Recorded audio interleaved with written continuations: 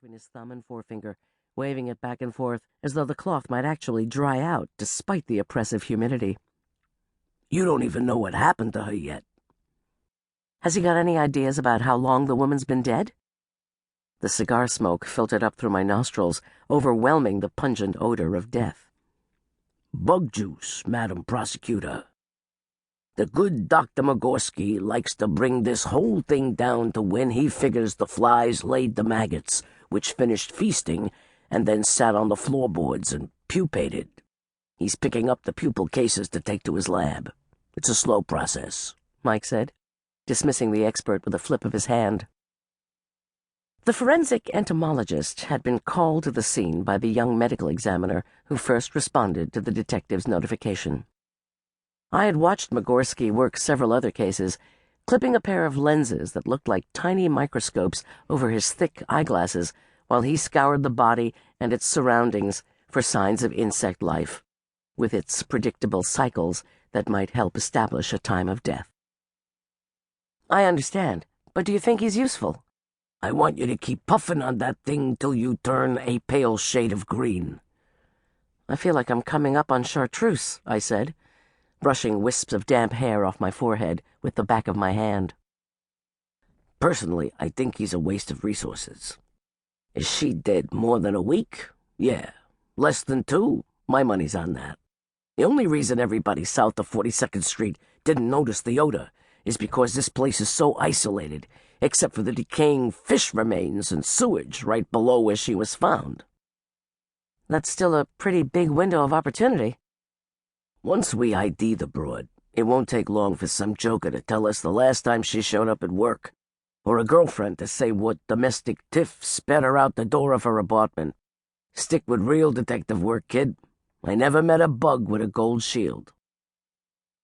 I had seen more than my share of bodies as the prosecutor in charge of the Sex Crimes Prosecution Unit in the Manhattan District Attorney's Office for the last decade.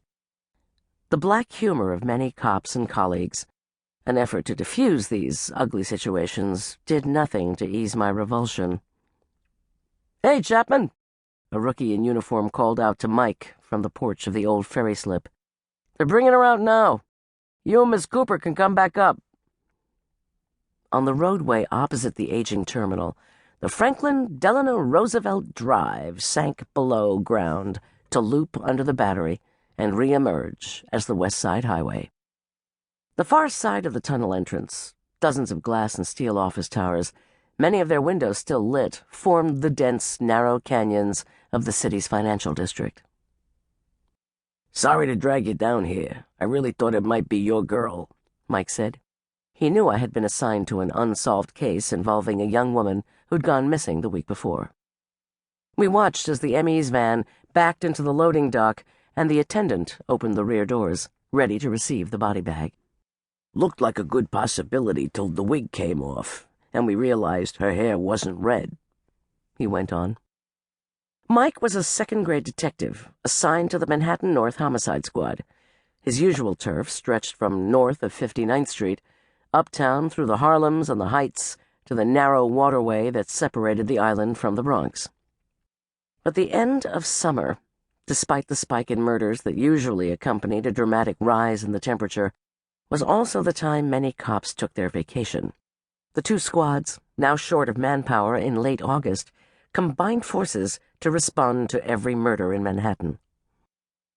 We stopped talking when 4 men, one from the medical examiner's office and 3 uniformed officers from the 1st Precinct, emerged from the dark mouth of the building with their charge. There were no other spectators, no need for them to walk as though they were pallbearers struggling to balance the coffin. The foursome loped along with the body, heaving it onto the stretcher inside the van, jerking it from side to side to position it before they strapped it into place for the ride up the drive to the morgue. "None of these ologists can help with the more important questions," Mike said, as the driver slammed the double doors.